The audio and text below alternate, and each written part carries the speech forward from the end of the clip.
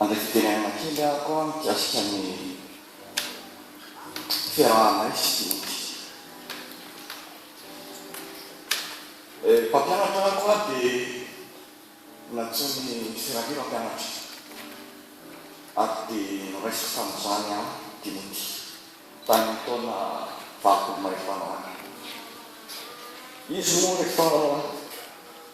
rehefa mihaino tokotany dia manontany manao ny Timothy eo da manjany hoe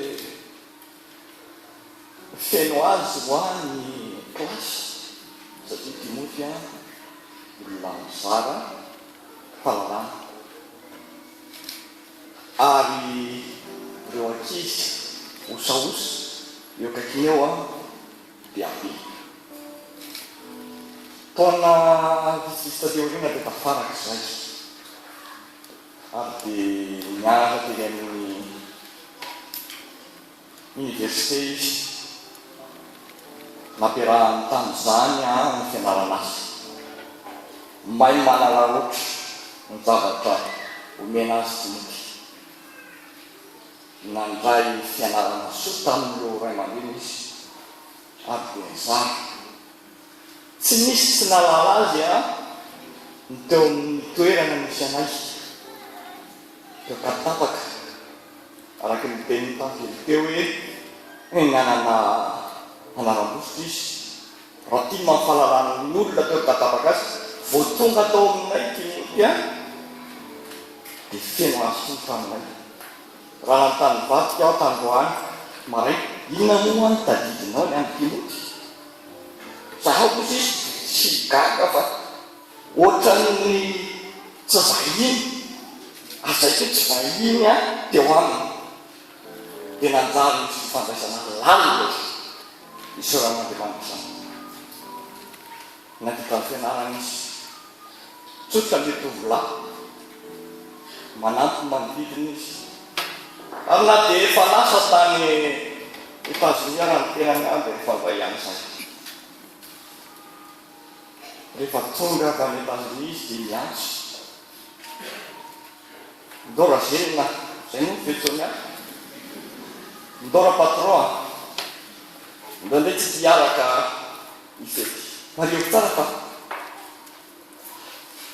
ny fiainana Timothy zany a dia mianatra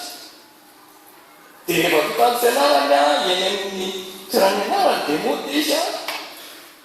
latsinay talatalapilaka misy somara misy foana andehanany eny amin'ireo sabotsy izy mandeha miaraka amin'ireo olona mpiarambavaka dia any dia tsy mody izy a raha tsy latsinay maraina ny raha dia izy ary dia rehefa tonga ny noely sy ny taom-baovao dia mody any ray aman-dreny izy ka amin'ny fotoana salambe dia tsy mifankahitsy zay ny taom-baovao sy ny noely dia rehefa tonga ny taom-baovao rehefa miveriny izy ny janvier sy janvier dia manao fetindray zay taom-baovao vaovao a noely zany hoe ny fomba fiainana atao miaraka taminy dia nafinaritra ary tena ndraiky hoe taka an'ireny le zavatra natao anaty tavoahangy ireny Timothy rehefa miditra amin'ny toerana anankiray dia maneno azy tena feno ny raikako am'vaky dia tsisy malala azy teo kapitapaka ary mitondro fijery hafa ary zay indrindra ny sorok'Andriamanitra satria mitondra fahasoavana tao atokantrano tsara fesifesy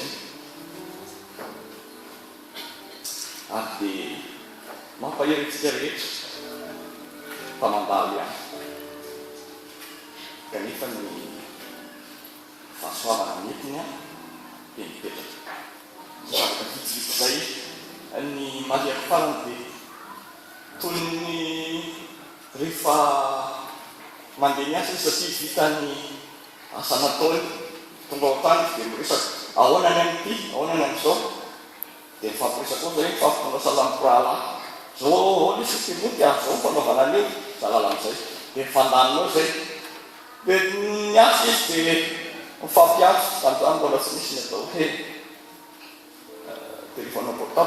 fixy mampiasaina dia mivakatra za dia nalakely ty ka tongava ty fa hiaratsika dia avy eo a manatotra kely zavatra ao mamana fa dia izy dia avy eo tsika moderny nafinaritra ry feno fahasofavana izay vokatra zany ataontsika hoe fahatongavana timoty atao mitokatranonay soroko manokana ro ray aman-dreny napilana anay fotoana foy antimoty misaotrika Ingat na ketunjanari misy zavatra lehibe